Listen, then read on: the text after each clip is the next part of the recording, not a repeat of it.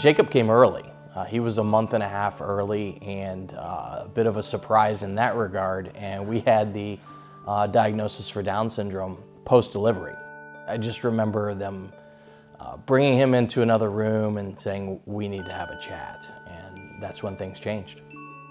We thought it was all negative. Yeah. And then, you get over the initial shock. And then you really realize, and we say it all the time now, he's like the blessing that we never knew that we needed. The learning curve was extremely steep. The resources, there weren't a whole lot of them. Yay, buddy! We got him started in therapy, I think at 3 months old. Vetted a lot of resources all over the United States, honestly, to see what might be available to him, not only in the short term of his life, but down the road. We had been relocated from Alabama to here. He was born in August. We moved here in January and found out about the Haven.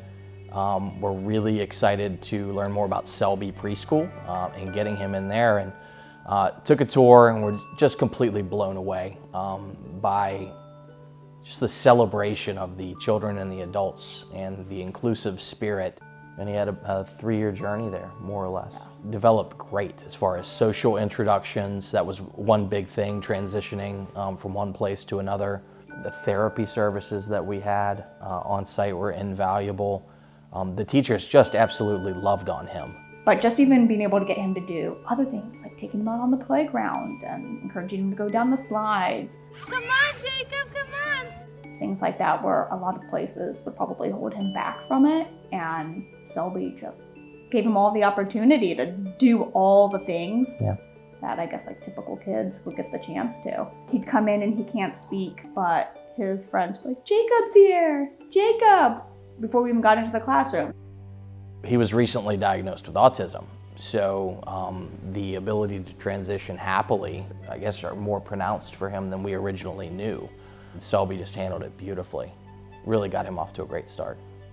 We have a 9-year-old named Connor. He's typically abled, and just another great blessing in our household. Connor and Jacob are just the absolute best friends. Connor is so proud of Jacob. It'll probably make me tear. He sees no disability in his brother. And even with Jacob also having alopecia and him being bald now, he talks all the time how, he loves his bald head and how his bald head makes him look so cute. His ability to find joy in everything, it's inspiring. It really is. If I could live life like that every day, that's what I would want to do. I mean, he is not happy all the time. He has emotions just like you and I do, but his ability to find beauty and joy in the smallest thing is just so refreshing. Because his laugh is so intoxicating, and he always still has that big, deep belly laugh. And when he laughs, it's like everything in him laughs. Yeah. There is a bit of a grieving process that must come along with perhaps that perfect vision in your head not being exactly that way. But in the grand scheme of things, those feelings very quickly subside.